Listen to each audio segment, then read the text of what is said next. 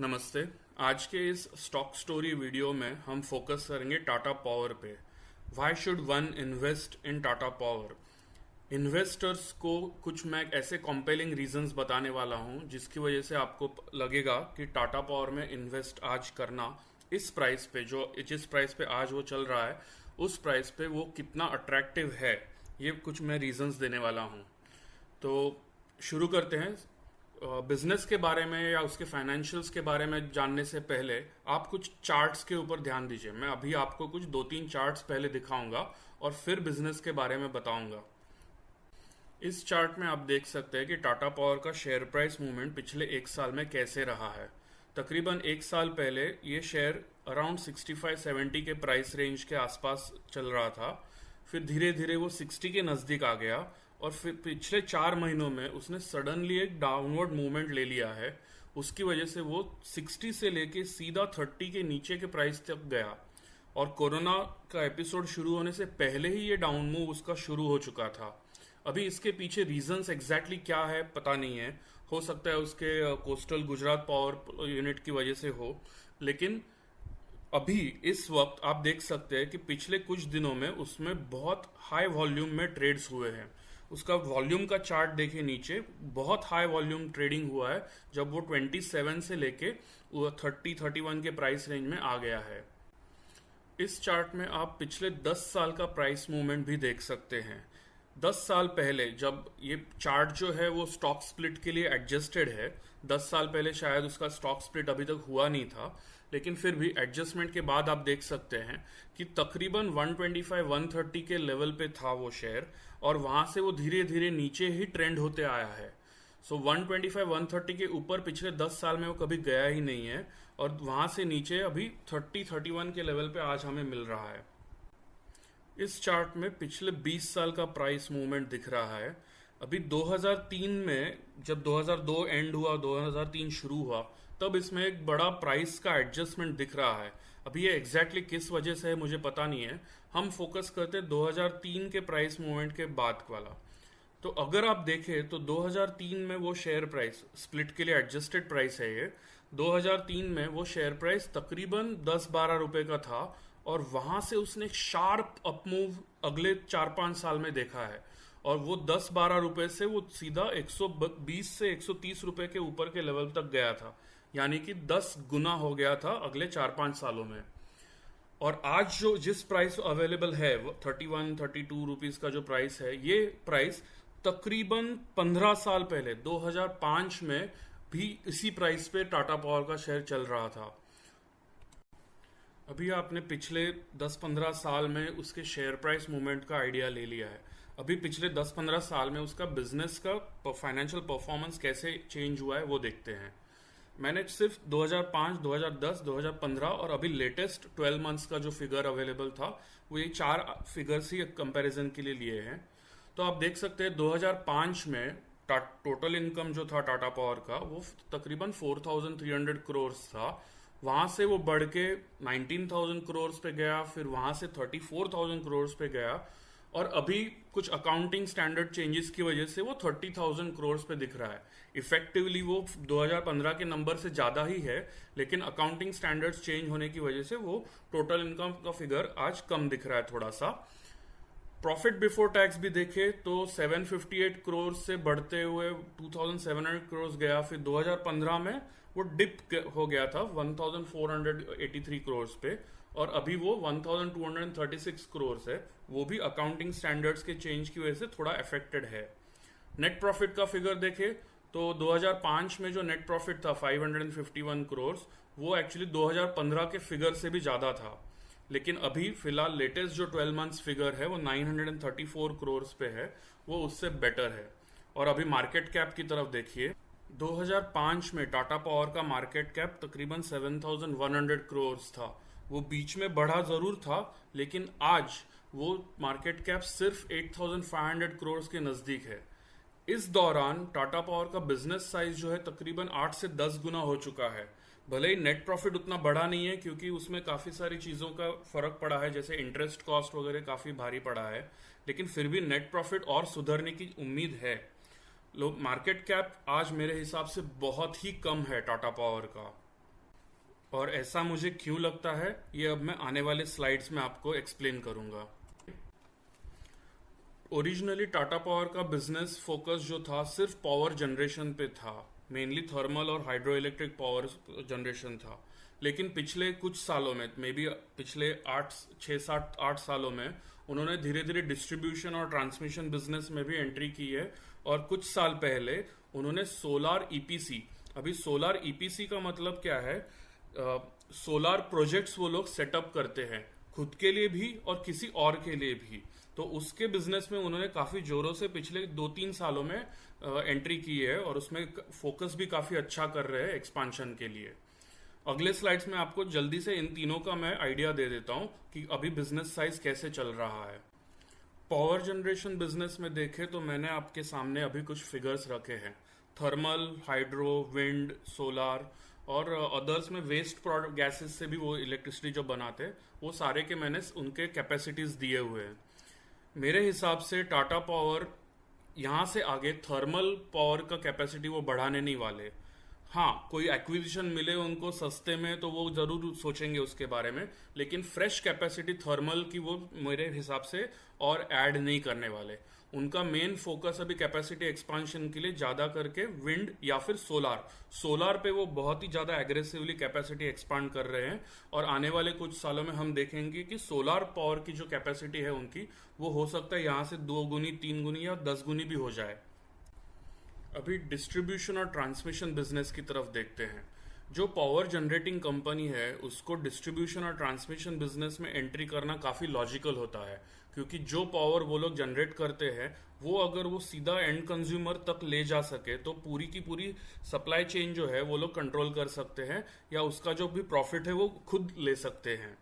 तो इसलिए उन्होंने ट्रांसमिशन और डिस्ट्रीब्यूशन, दोनों बिजनेसेस में टाटा पावर ने एंट्री की है पिछले 6-7-8 साल में। ट्रांसमिशन में क्या होता है कि जब पावर को लॉन्ग डिस्टेंस सप्लाई किया जाता है किसी और डिस्ट्रीब्यूशन कंपनी तक, तो उसमें जो केबल्स के थ्रू सप्लाई होता है तो उसमें उनको भाड़ा मिलता है। तो उस भाड़े के लिए उन्होंने 2 जॉइंट वेंचर्स किए हुए हैं। एक मुंबई का उनका खुद का ट्रांसमिशन बिजनेस है और एक पावर लिंक्स जॉइंट वेंचर जो है वो पावर ग्रिड के साथ है। उसके अलावा अभी उन्होंने डिस्ट्रीब्यूशन बिजनेस में सबसे पहले एंट्री मारी थी वो दिल्ली में।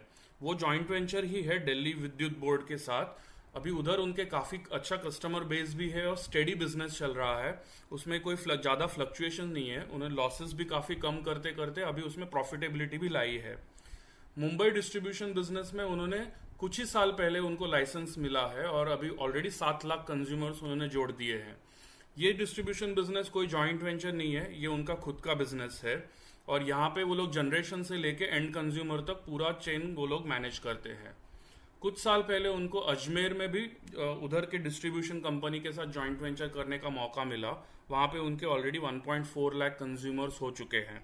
और अभी लेटेस्ट डेवलपमेंट में सुना है कि ओडिशा का जो सेंट्रल उनका डिस्ट्रीब्यूशन कंपनी है उसके साथ, उसमें उन्होंने 51% स्टेक एक्विजिशन की उनकी बात चल रही है। हो सकता है बहुत जल्द वो कंप्लीट हो जाए और ओडिशा में भी वो लोग अभी डिस्ट्रीब्यूशन बिजनेस शुरू करेंगे। अब बात करते हैं सोलार ईपीसी बिजनेस की। इस बिजनेस से मुझे पर्सनली बहुत उम्मीदें हैं। टाटा पावर, मेरे हिसाब से टाटा पावर बहुत एग्रेसिवली ये बिजनेस एक्सपांड करते जाएगा और ये बिजनेस हो सकता है आने वाले सालों में टाटा पावर का प्रॉफिटेबिलिटी भी बहुत अच्छी तरह से ड्राइव कर सकेगा। इस बिजनेस में उनके पास ऑलरेडी 7,700 करोड़ के ऑर्डर्स बैठे हैं, जो दिसंबर एंड तक का फिगर है। और हर क्वार्टर में कुछ ना कुछ नए ऑर्डर्स उनको मिल रहे हैं, जिसमें से मेजॉरिटी ऑर्डर जो है ग्रुप के बाहर के ऑर्डर्स है। अभी ग्रुप के बाहर और अंदर की क्या है, टाटा पावर खुद भी सोलार कैपेसिटी बिल्ड करते जा रहा है। पिछले साल में यानी कि 2019 साल में टाटा पावर ने 400 मेगावाट का सोलार पावर जनरेशन का खुद का कैपेसिटी एक्सपांड किया है। और इस साल या अगले 2-3 क्वार्टर्स में वो प्लान कर रहे हैं कि और 700 मेगावाट का कैपेसिटी ऐड करते जाए। तो ये जो ऑर्डर है ये भी टाटा पावर का खुद की सोलार ईपीसी कंपनी मैनेज करेगी और ऐसा ही काम टाटा पावर बाकी कंपनियों के लिए भी कर रहा है। ओके, सो इस प्रोजेक्ट में, इस बिजनेस में मेरे हिसाब से बहुत पोटेंशियल है। और टाटा पावर जैसी रेप्यूटेड कंपनी उसमें जब काम करती है तो मेरे हिसाब से बहुत से लोग आंख बंद करके इनको ऑर्डर दे सकते हैं। अब ये माइक्रो ग्रिड क्या चीज़ है? टाटा पावर ने एक एक्सपेरिमेंटल बेसिस पे 200 माइक्रो ग्रिड्स मतलब रिमोट एरियाज में जहां पे पावर सप्लाई अभी तक ठीक से पहुंचा नहीं है, उन एरियाज में लोकल लेवल का एक छोटा ग्रिड बना दिया है। और उधर पावर कहाँ से, तो डायरेक्टली सोलार की पावर सप्लाई कर रहे हैं, ताकि लॉन्ग डिस्टेंस से कहीं से ट्रांसमिशन केबल्स वगैरह लगाने की जरूरत ना पड़े। तो अभी ये 200 माइक्रो ग्रिड्स उन्होंने एक्सपेरिमेंटल बेसिस पे लगाए हैं या इस साल लगा रहे हैं, और आने वाले 6-7 सालों में वो प्लान कर रहे हैं कि 10,000 माइक्रोग्रिड्स ऐसे ऑल ओवर इंडिया वो सेटअप करें। इसमें से भी काफ़ी बिजनेस पोटेंशियल हो सकता है, लेकिन फिलहाल उसके बारे में ज़्यादा हम बात नहीं कर सकते। अब देखते हैं कि सोलार ईपीसी बिजनेस यानी कि सोलार प्रोजेक्ट्स का बिजनेस और विंड और सोलार जनरेशन का जो बिजनेस है, उसमें से जो रेवेन्यूज या प्रॉफिटेबिलिटी आती है, उसका कंट्रीब्यूशन टाटा पावर के ओवरऑल कंसोलिडेटेड नंबर्स में कितना है। अभी हमारे पास अप्रैल 2019 से लेकर दिसंबर 2019 तक यानी कि 3 क्वार्टर्स के रेवेन्यू फिगर्स और प्रॉफिटेबिलिटी फिगर्स है, जिसके ऊपर से मैंने ये परसेंटेजेस आपके सामने रखे हैं। तो ये जो पोर्शन है जिस पे मुझे बहुत उम्मीद है कि ये आगे चल के बहुत एक्सपांड करेगा और इसका कंट्रीब्यूशन बढ़ने वाला है, तो इसके अभी आपको फिलहाल जो सिचुएशन है उसकी आइडिया अभी आपको देता हूँ। टोटल रेवेन्यूज का, कंसोलिडेटेड रेवेन्यूज का टाटा पावर का, उसमें से 14% कंट्रीब्यूशन इन बिजनेसेस से आता है, सोलार ईपीसी और विंड और सोलार पावर जनरेशन से। लेकिन आप एबिटा का नंबर देखें तो उसमें 25% है, यानी कि प्रॉफिट मार्जिन जो है वो इस बिजनेस में डेफिनेटली बाकी उनके बिजनेसेस से ज्यादा है। इस अभी नेट प्रॉफिट देखेंगे तो नेट प्रॉफिट कंट्रीब्यूशन 37% है फिलहाल, यानी कि नेट प्रॉफिट का मार्जिन भी ज्यादा है इन बिजनेसेस में। अभी इसका एक रीजन ये भी है कि टाटा पावर का एक बड़ा बिजनेस जो मुंद्रा का जो पावर प्रोजेक्ट है, 4000 मेगावाट का थर्मल पावर प्रोजेक्ट, वो पिछले कुछ सालों में जब से शुरू हुआ है तब से लॉसेस में रहा है, और अभी रिसेंटली वो धीरे धीरे टर्न अराउंड की कोशिश कर रहा है और टर्न अराउंड की तरफ जा रहा है। हो सकता है इसमें से आने वाले 1-2 साल में बहुत अच्छा टर्न अराउंड हो जाए और उसमें से काफी अच्छा प्रॉफिट आ जाए, फिर ये नंबर्स थोड़े से चेंज हो सकते हैं। लेकिन फिर भी मैं इन बिजनेसेस से बहुत उम्मीदें लगाए बैठा हूं कि आगे जाके ये टाटा पावर का ओवरऑल बिजनेस में प्रॉफिटेबिलिटी बहुत अच्छी तरह से ड्राइव करने वाला है। अब बात करते हैं कुछ और इम्पॉर्टेंट पोटेंशियल ट्रिगर्स की, जो टाटा पावर का वैल्यूएशन यहाँ करंट लेवल से काफ़ी ऊपर तक लेके जा सकता है। अभी थोड़ी देर पहले मैंने जो आपको बताया था कि कोस्टल गुजरात पावर लिमिटेड यानी कि टाटा पावर का जो मुंद्रा का जो 4000 मेगावाट्स का जो थर्मल पावर प्रोजेक्ट है, वो पिछले कई सालों से लॉस में रहा है, और अभी पिछले कुछ 2-3 क्वार्टर्स से वो धीरे धीरे प्रॉफिटेबिलिटी की तरफ आ रहा है। इंपोर्टेड कोल बेस्ड ये प्रोजेक्ट था, जो टाटा पावर के साथ साथ अदानी पावर ने भी उसी तरह का एक प्रोजेक्ट लगाया था, और दोनों को सेम तकलीफें हुई हैं। अभी दोनों ने काफ़ी नेगोशिएशंस कर करके धीरे धीरे वो प्रॉब्लम्स कम करके अभी ऑलमोस्ट सॉर्ट आउट कर दिए हैं। आने वाले 1-2 साल में उसमें से अच्छी प्रॉफिटेबिलिटी आने की भी उम्मीद है, बहुत ज़्यादा ना सही, लेकिन अगर ब्रेक इवन प्रॉफिट भी आ जाए, यानी कि उसका खुद का इंटरेस्ट कॉस्ट भी कवर करके थोड़ा सा प्रॉफिट वो बना सके, तो भी एक अच्छा ट्रिगर मिलने वाला है। इसके अलावा इलेक्ट्रिक व्हीकल्स के चार्जिंग इंफ्रास्ट्रक्चर बिजनेस में टाटा पावर ने ऑलरेडी एंट्री मारी है। अभी टाटा मोटर्स जो उनकी एक ग्रुप कंपनी है, उन्होंने ऑलरेडी इलेक्ट्रिक नेक्सॉन और इलेक्ट्रिक टिगोर गाड़ियां लॉन्च कर दी है, और आने वाले कुछ महीनों में या सालों में और कई इलेक्ट्रिक कार्स वो लोग लॉन्च करने वाले हैं। इसके अलावा टाटा मोटर्स के अलावा बहुत सारी कार कंपनीज इंडिया में इलेक्ट्रिक व्हीकल्स लॉन्च करने की तैयारी में है। तो इसके लिए लगने वाला जो चार्जिंग इंफ्रास्ट्रक्चर है, जैसे पेट्रोल पंप होते हैं वैसे ही अभी इलेक्ट्रिक चार्जिंग स्टेशंस या चार्जिंग पंप्स आपको दिखेंगे कई सारी जगहों पे। तो इस बिजनेस में टाटा पावर ने ऑलरेडी काम शुरू कर दिया है।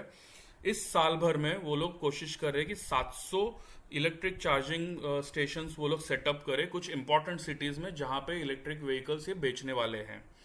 तो वैसे ही आने वाले कई सालों में ये एक अच्छा ट्रिगर बन सकता है। मेरे ख्याल से अगले 3 से 5 साल के पीरियड में इलेक्ट्रिक व्हीकल्स का नंबर बहुत जल्दी शूट हो सकता है, और उसके बाद ये बिजनेस बहुत अच्छा प्रॉफिट और रेवेन्यू दोनों दे सकता है।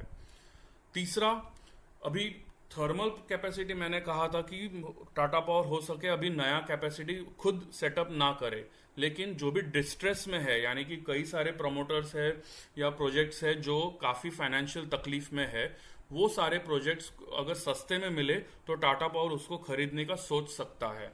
तो ये एक अच्छा ट्रिगर हो सकता है। इसके अलावा अब एक लास्ट पॉइंट मैं आपको बता दूं कि पिछले एक साल में, यानी कि फिस्कल ईयर 1920 में टाटा सन्स ने, जो प्रमोटर है टाटा पावर का, उन्होंने अपना स्टेक टाटा पावर में 33% से बढ़ा के 37% तक लेके गए, यानी कि उन्होंने 4% से स्टेक हाइक किया है। अभी जो वैल्यूएशन में टाटा पावर फिलहाल चल रहा है, उस वैल्यूएशन में तो वो तो वैल्यूएशन उन टाटा सन्स की रीसेंट खरीदी से आधी कीमत पे है। तो हो सकता है इस साल वो और 4 to 5% स्टेक खरीद ले और अपना स्टेक 41% या 42% तक लेके जाए। तो ये एक अच्छा ट्रिगर हो सकता है टाटा पावर के वैल्यूएशन चेंज होने के लिए। तो उम्मीद करता हूं कि अभी तक मैंने जो पॉइंट्स आपके सामने रखे हैं, अगर आपको वो लगे कि वो लॉजिकल थे और अच्छे लगे तो प्लीज़ एक लाइक यहाँ पे कर दीजिए, और ये वीडियो ज़रूर आपके दोस्तों के साथ शेयर कीजिए जो भी शेयर मार्केट में इन्वेस्ट करने की कोशिश कर रहे हैं या इन्वेस्ट ऑलरेडी कर रहे हैं। और इस चैनल को सब्सक्राइब करना मत भूलिए।